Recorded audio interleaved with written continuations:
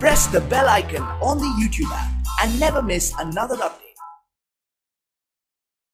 अस्सलाम वालेकुम students, my name is Usama Raza और मैं आपको इंशाल्लाह आज से केमिस्ट्री 10th के बुक के मतलब आपको लेक्चर दिया करूँगा जो कि ग्रेट साइंस एकेडमी के प्लेटफॉर्म से आपको अवेलेबल होंगे। तो आज हम इंशाल्लाह सबसे पहले अपना चैप्टर फर्स्ट डिस्कस करते हैं जो कि इसके में टॉपिक केमिकल इक्विलिब्रियम है, तो उसको हम डिस्कस करेंगे। सबसे पहले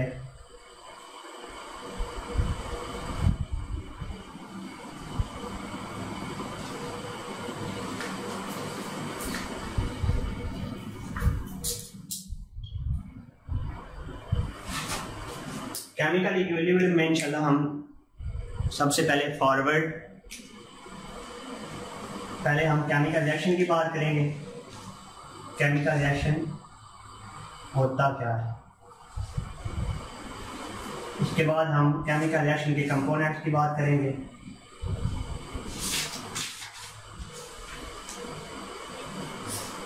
इसके बाद हम रिएक्शन की टाइप की बात करेंगे।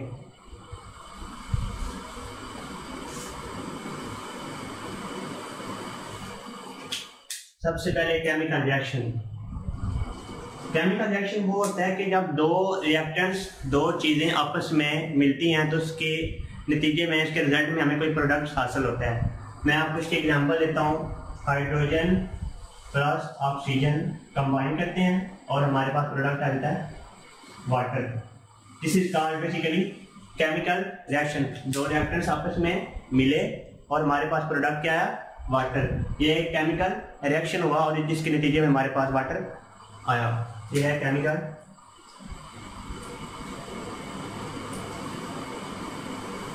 रिएक्शन। केमिकल रिएक्शन से मुराद दो केमिकल आपस में मिले, हाइड्रोजन और ऑक्सीजन मिले आपस में और रिएक्ट किया। रिएक्शन केमिकल हाइड्रोजन और ऑक्सीजन आपस में इनका रिएक्शन हुआ और हमारे पास प्रोडक्ट क्या है, वाटर। ये हो गया केमिकल रिएक्शन। अब इसकी कंपोनेंट्स की बात करते हैं।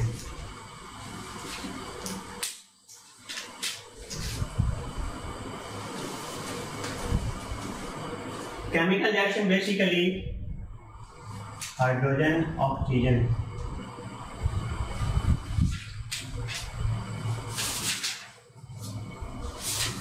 इसके कंपोनेंट्स बेसिकली दो हैं, रिएक्टेंट्स एंड प्रोडक्ट्स। रिएक्टेंट से मुराद जो केमिकल या जो कंपाउंड आपस में रिएक्ट करते हैं। अब इसमें हाइड्रोजन और ऑक्सीजन ने आपस में रिएक्ट किया, ये हो गया रिएक्टेंट्स। और प्रोडक्ट्स हमारे पास क्या हुआ, water.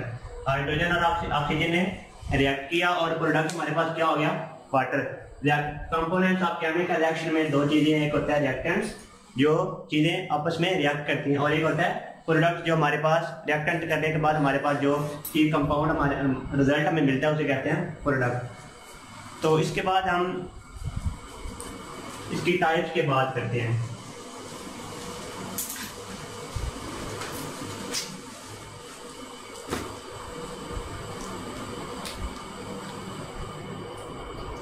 Reversible reaction,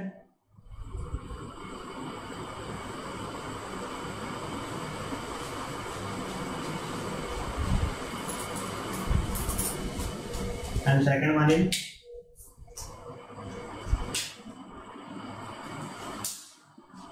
reversible reaction।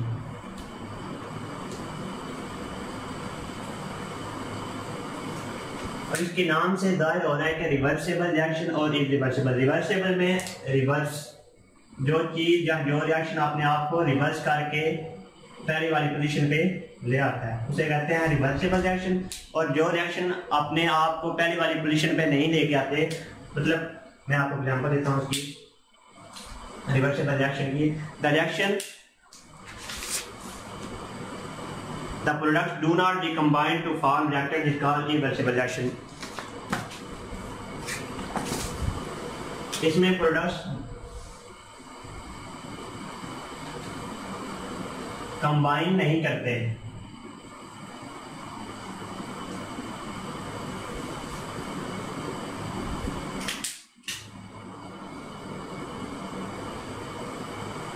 इसमें प्रोडक्ट्स कंबाइन करते हैं। रिवर्सिबल रिएक्शन में प्रोडक्ट्स कंबाइन करते हैं और इरिवर्सिबल रिएक्शन में प्रोडक्ट्स कंबाइन नहीं करते। इरिवर्सिबल रिएक्शन में, अब इसकी रिवर्सिबल रिएक्शन की मैं आपको एग्जांपल देता हूं, आपको वाज़ेह हो जाएगा।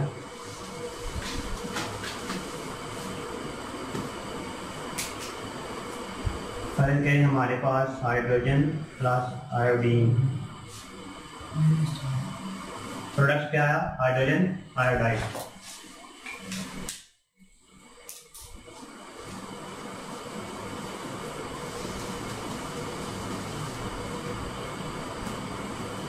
अब ये हमारे पास रिएक्टेंट है और ये प्रोडक्ट है। रिवर्सिबल रिएक्शन में हाइड्रोजन आयोडाइड जो है वो दोबारा जब उसको हीट किया तो वो हाइड्रोजन आयोडीन के फॉर्म में हमें हाइड्रोजन और आयोडीन हमें दोबारा मिल गई जब हमने हाइड्रोजन और आयोडाइड को हीट किया। पहला केस ये था कि हाइड्रोजन और आयोडीन आपस में रिएक्ट हुए,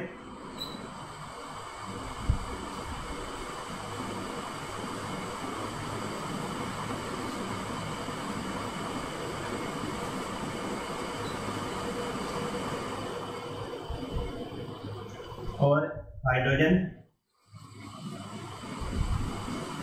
आयोडाइड प्रोडक्ट हमें मिला।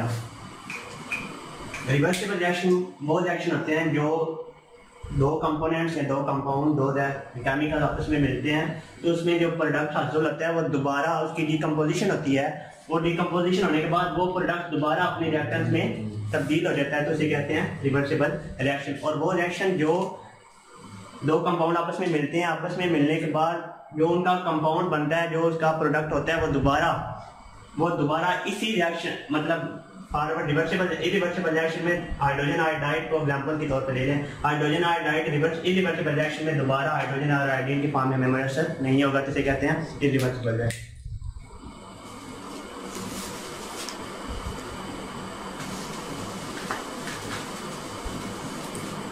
अब रिवर्सिबल रिएक्शन में आगे इसके दो कंपोनेंट्स हैं, इसमें forward reaction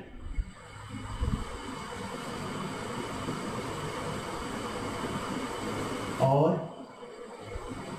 reverse reaction. Irreversible का तो समझा रही होगी आपको कि इरिवर्सिबल प्रोसेस रिएक्शन वो होते हैं जो दोबारा अपने पहले वाली पोजीशन पे नहीं आते, मतलब एक दफा प्रोडक्ट बन जाते हैं दोबारा रिएक्टेंट्स वो दोबारा नहीं बनते।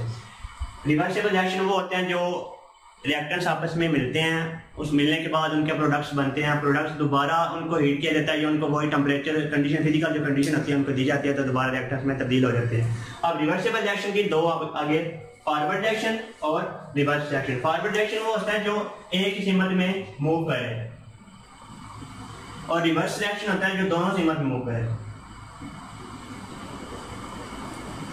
फॉरवर्ड रिएक्शन को एक एरो से जाहिर किया जाता है और रिवर्स रिएक्शन को दो के साथ जाहिर किया जाता है। मैं आपको एग्जांपल के साथ इसको एक्सप्लेन करता हूं तो आपको ज़्यादा समझ आएगी।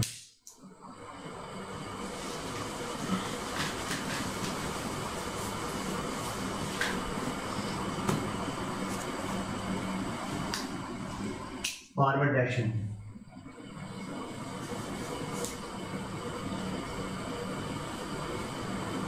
प्लस रिवर्स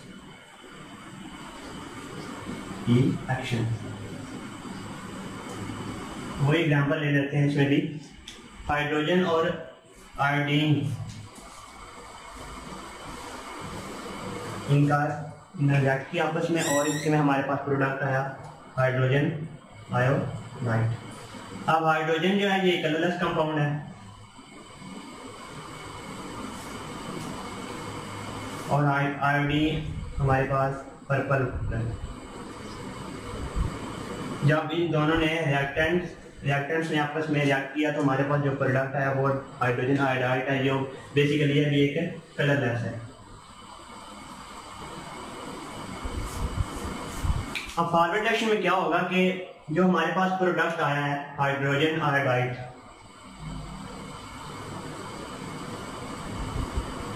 ये दोबारा अपने आप को डीकम्पोज नहीं करेगा। डीकम्पोज नहीं करेगा मतलब ये एक ही सिमत में रिएक्शन मूव कर रहा है।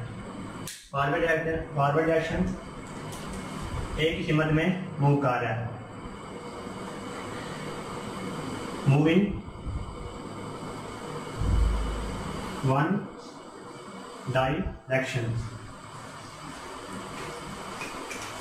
अब रिवर्स रिएक्शन क्या होता है कि हाइड्रोजन आयोडीन आपस में कंबाइन हुए, हाइड्रोजन और आयोडीन आपस में रिएक्ट किया और हमारे पास प्रोडक्ट आया हाइड्रोजन आयोडाइड, कलरलेस कंपाउंड। अब दोबारा जब हमने हाइड्रोजन आयोडाइड को हीट किया तो हमारे पास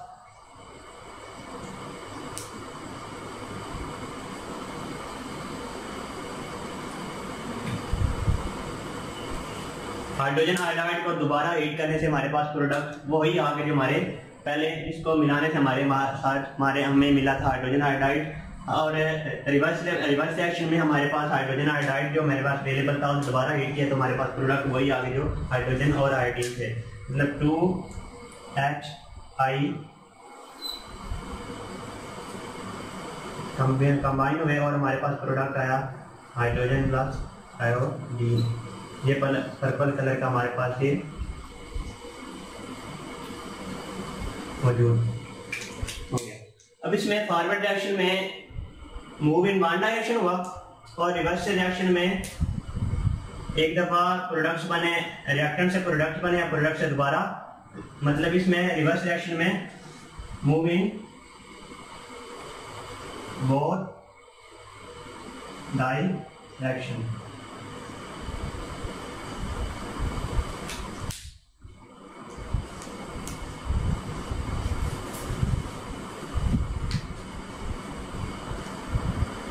अब आपको समझ तो आ गया होगा कि फॉरवर्ड रिएक्शन जो है वो एक सिमत में मूव करता है और रिवर्स रिएक्शन जो होता है वो दो सिमत में मूव करता है। फॉरवर्ड रिएक्शन एक सिमत में मूव किया, हाइड्रोजन आयोडाइड बना दिया और रिवर्स रिएक्शन में हाइड्रोजन आयोडाइड फिर अपनी पहले वाली पोजीशन पे आ गया। अब इसके बाद मैं आपको एक और एग्जाम्पल के साथ इसको एक्सप्लेन करता हूँ ताकि ज़्यादा आपको क्लियर हो जाए।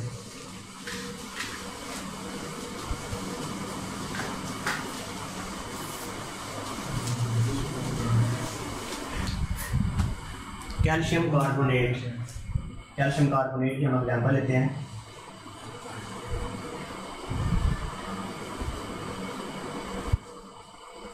अब इसमें कैल्शियम कार्बोनेट रिएक्टेंट है। ये आपको इसलिए बता रहा हूँ ताकि आपको क्लियर हो सके। और ये है हमारे पास प्रोडक्ट जो एक्चुअली ये जब इस हालत में ये फॉरवर्ड रिएक्शन है, एक सिमत में मूव कर रहा है ना।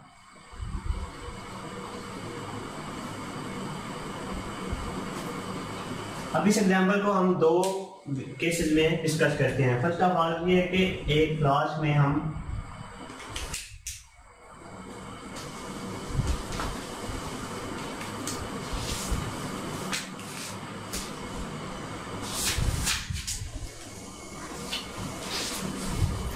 कैल्शियम कार्बोनेट लेंगे जो कि ओपन फ्लास्क होगी।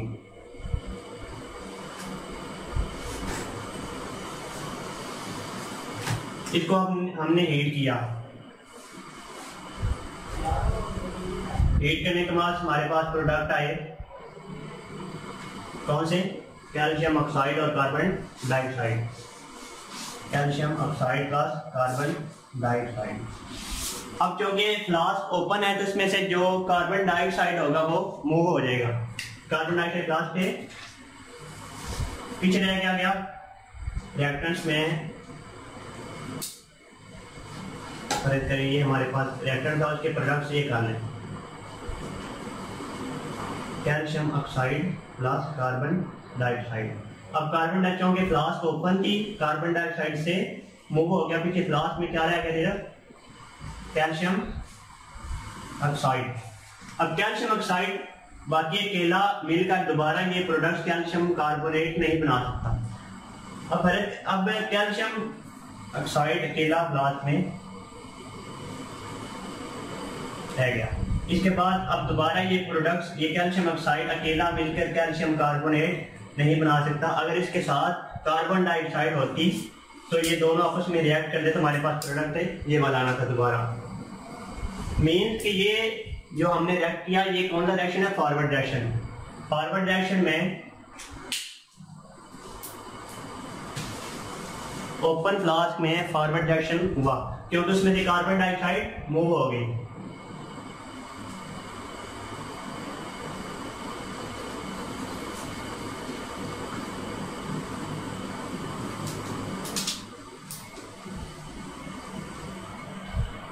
कार्बन डाइऑक्साइड मूव होने से कैल्शियम ऑक्साइड पीछे अकेला रह गया, तो इसमें से कैल्शियम ऑक्साइड अकेला मिलकर मतलब दोबारा प्रोडक्ट्स कैल्शियम कार्बोनेट नहीं बना सकता। तो इसमें से मतलब ये हुआ कि calcium carbonate forward direction open flask में एक फॉरवर्ड डायरेक्शन हुआ कार्बन डाइऑक्साइड में से, क्योंकि कार्बन डाइऑक्साइड इसमें से मूव हो गया था तो इस वजह से कैल्शियम ऑक्साइड अकेला दोबारा कैल्शियम कार्बोनेट नहीं बना सकता।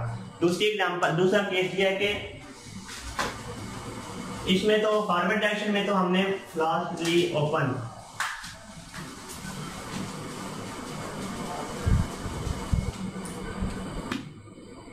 रिवर्स डायरेक्शन में हमने क्लोज फ्लास्क लेनी है।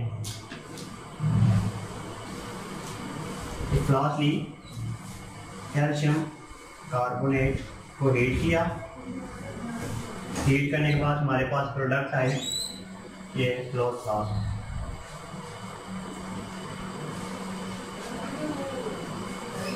हमारे पास प्रोडक्ट है calcium oxide plus carbon dioxide को भी बन जाती है। अब उसमें और इसमें फॉरवर्ड रिएक्शन जो हमने पहले किया था उसमें और इसमें बेसिकली हमने डिफरेंस देखना है ताकि आपको क्लियर हो जाए कि फॉरवर्ड और रिवर्स रिएक्शन क्या होता है।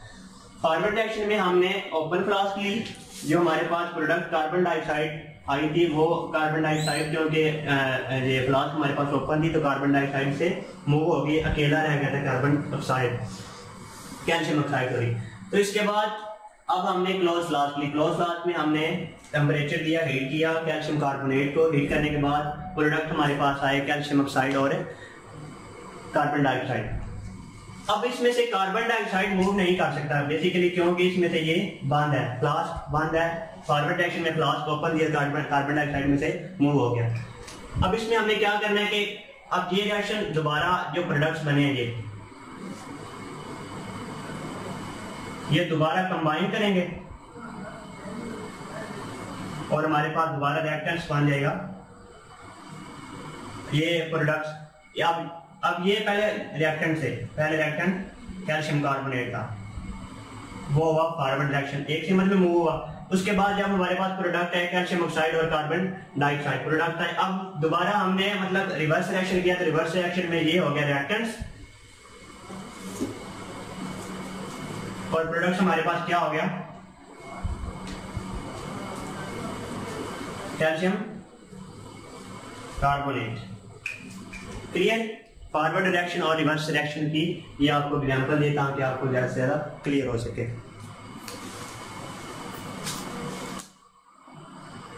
एक और तरीके से इसको तरीका यही है फ्लास्क वाले, लेकिन इसको और अच्छे वे में डिस्कस करते हैं ताकि आपको ज्यादा से ज्यादा क्लियर हो सके।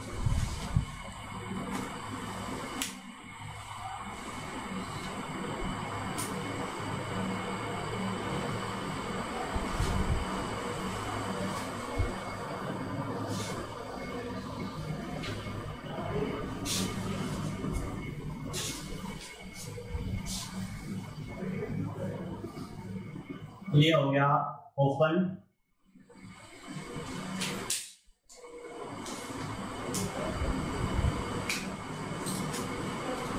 फ्लास्क और ये हमारे पास हो गया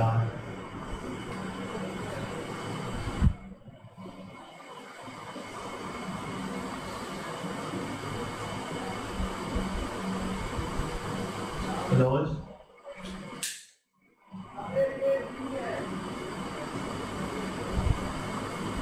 फ्लास्क। अब हमने बात की थी कि ओपन फ्लास्क में फॉरवर्ड रिएक्शन होता है। अब हम ज्यादा एक्सप्लेन करेंगे कि फॉरवर्ड रिएक्शन क्या होता है।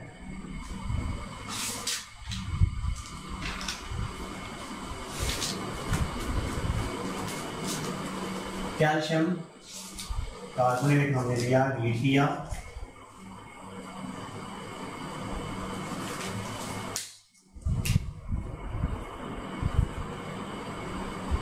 हमारे पास प्रोडक्ट आया calcium oxide plus carbon dioxide. अब ये एक इरिवर्सिबल प्रोसेस है।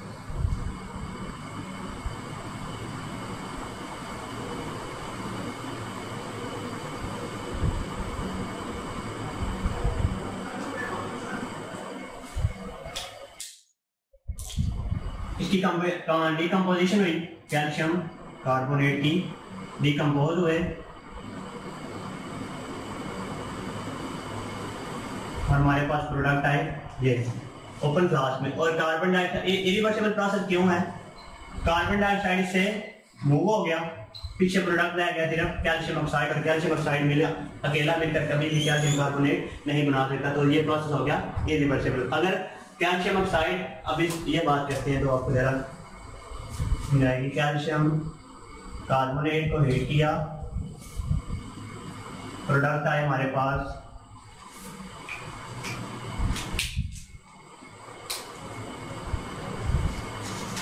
Calcium oxide plus carbon dioxide. अब ये एक रिवर्सिबल रिएक्शन है, रिवर्सिबल रिएक्शन है। अब देखेंगे इसमें कार्बन डाइऑक्साइड मूव हो गया था, मूव होने के बाद कैल्शियम ऑक्साइड अकेला मिलकर कभी भी कैल्शियम कार्बोनेट नहीं बना सकता था, क्योंकि कार्बन डाइऑक्साइड उसके साथ रिएक्ट करेगा तब भी कोई प्रोडक्ट्स आएंगे। एक रिएक्ट तो नहीं ना, एक रिएक्टेंट से तो नहीं ना प्रोडक्ट बन सकता। अब इसमें कैल्शियम कार्बोनेट, अब इसमें कैल्शियम कार्बोनेट को हीट किया, कैल्शियम कार्बोनेट को हीट करने के बाद हमारे पास प्रोडक्ट है कैल्शियम ऑक्साइड और कार्बन डाइऑक्साइड। अब इसमें फ्लास्क ओपन भी, कार्बन डाइऑक्साइड मूव हो गया। अब इसमें फ्लास्क बंद है, कार्बन डाइऑक्साइड इसमें से मूव नहीं हो सकता। जब मूव नहीं, अगर कैल्शियम ऑक्साइड और कार्बन डाइऑक्साइड दोबारा आपस में कंबाइन होंगे, कॉम्बिनेशन होगी और दोबारा प्रोडक्ट क्या करेंगे, कैल्शियम कार्बोनेट दोबारा प्रोडक्ट में तब्दील होता जाएगा। अब इसमें डिकम्पोजिशन भी हुई, पहले ये डिकम्पोजिशन हुई और बाद में ये कॉम्बिनेशन हुआ।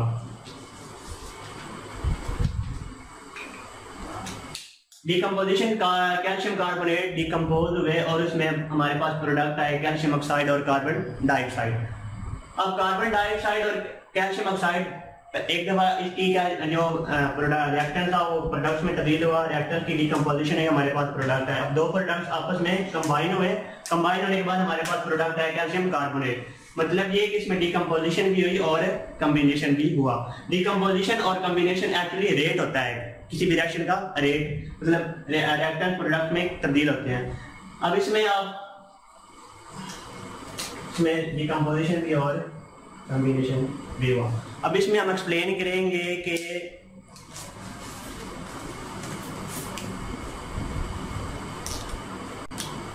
अब मैं आपको बताता हूँ कि डिकम्पोजिशन और कॉम्बिनेशन के बारे में। डिकम्पोजिशन बेसिकली फॉरवर्ड डायरेक्शन में होता है, रिवर्सिबल रिएक्शन भी होता है, लेकिन इस कंडीशन में फॉरवर्ड डायरेक्शन में डिकम्पोजिशन हो रही है और कॉम्बिनेशन किधर हो रही है, रिवर्स डायरेक्शन में।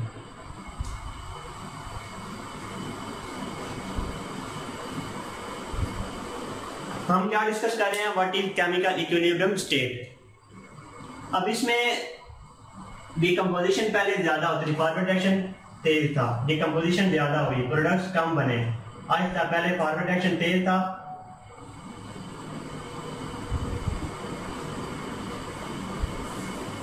क्योंकि प्रोडक्ट्स अभी बन रहे थे, कैल्शियम ऑक्साइड और कार्बन डाइऑक्साइड नहीं बने थे, प्रोडक्ट्स बन रहे थे, हीट मिली, कैल्शियम कार्बोनेट का reaction, calcium carbonate increase, forward direction इसका कैल्शियम कार्बोनेट क्योंकि बेसिकली फॉरवर्ड डायरेक्शन में आता है तो उसमें इसका रिएक्शन इंक्रीज था, डिकम्पोजिशन इंक्रीज थी, कैल्शियम कार्बोनेट डिकम्पोज हो रहे। और इसके बाद जो हमारे पास प्रोडक्ट आए किधर गए, कैल्शियम कार्बोनेट, ये पहले जब इनिशियली रिएक्शन स्टार्ट हुआ तो ये डिक्रीज थे, रिएक्टेंट्स हमारे, इसका फॉरवर्ड रिएक्शन इंक्रीज था और जो रिवर्स था उसके प्रोडक्ट जो हमारे पास प्रोडक्ट आ रहे थे आहिस्ता आहिस्ता आ रहे थे, उसका रिएक्शन हमारे पास डिक्रीज था। अब डिकम्पोजिशन और कॉम्बिनेशन में आहिस्ता आहिस्ता जो मतलब रेट ऑफ रिएक्शन और फॉरवर्ड रिएक्शन और जो हमारे पास प्रोडक्ट्स आते हैं उसमें एक ऐसी कंडीशन भी आती है जब डिकम्पोजिशन जो हमारे कैल्शियम कार्बोनेट की डिकम्पोजिशन जो पहले इंक्रीज थी वो, और जो हमारे पास कंबाइन किया है हमारे प्रोडक्ट्स जो हमारे पास आए थे वो डिकम्पोजिशन और combination of the products which form after the decomposition of calcium carbonate. Calcium carbonate के बाद डिकम्पोजिशन के बाद हमारे पास प्रोडक्ट है कॉम्बिनेशन, उनका रेट कांस्टेंट हुआ तो उसे इस कंडीशन को हम कहते हैं केमिकल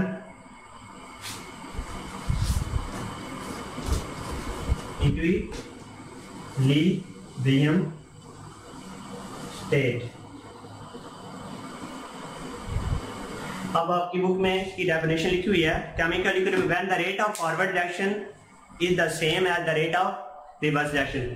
फॉरवर्ड रिएक्शन का डिकम्पोजिशन और कॉम्बिनेशन ये एक्चुअली रेट हो गया, डिकम्पोजिशन और कॉम्बिनेशन इसका रिएक्शन सेम हुआ, मतलब एक ऐसी कंडीशन आई जब इसके फॉरवर्ड रिएक्शन इंक्रीज था पहले बाद में और प्रोडक्ट का डिक्रीज था पहले स्टार्ट में, लेकिन ऐसी कंडीशन भी आई जबकि फॉरवर्ड रिएक्शन और रिवर्स जो रिएक्टेंट्स हैं और प्रोडक्ट्स जो हैं हमारे पास ऐसी कंडीशन एक आई जब फॉरवर्ड और रिवर्स रिएक्शन मतलब डिकम्पोजिशन और कॉम्बिनेशन एक जैसी होगी, तो उस कंडीशन को हम कहते हैं the rate of forward reaction is equal to the rate of reverse reaction and the composition of the reaction mixture remain constant and the concentration मतलब होता है concentration मतलब कैल्शियम कार्बोनेट और कैल्शियम ऑक्साइड और कैल्शियम कार्बोनेट और calcium oxide का calcium carbon dioxide जो हमारे पास प्रोडक्ट्स आए उनकी मिक्सचर भी सेम हुआ, मतलब कोई फर्क नहीं। केमिकल इक्विलिब्रियम स्टेट में होता है किसी किस्म का कोई फर्क रिएक्शन में नहीं पड़ा, फॉरवर्ड रिएक्शन हुआ रिवर्स रिएक्शन हुआ कोई फर्क नहीं पड़ा। डिकम्पोजिशन और कॉम्बिनेशन एक ऐसी पॉइंट पे आता है जब दोनों सेम होते हैं, मतलब डिकम्पोजिशन का प्रोडक्ट होती है और उसी प्रोसेस में उसी रेट में कंबाइन भी प्रोडक्ट्स होते हैं और रिएक्टर्स दोबारा बनते हैं, तो इस कंडीशन को हम कहते हैं केमिकल इक्विलिब्रियम स्टेट।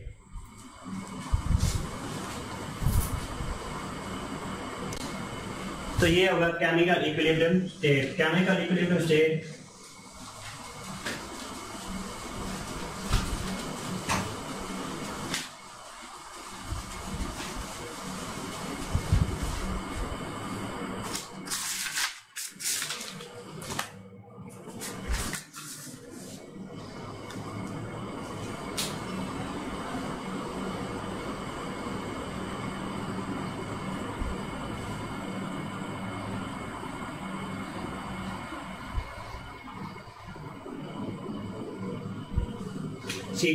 definition है rate of forward reaction is equal to rate of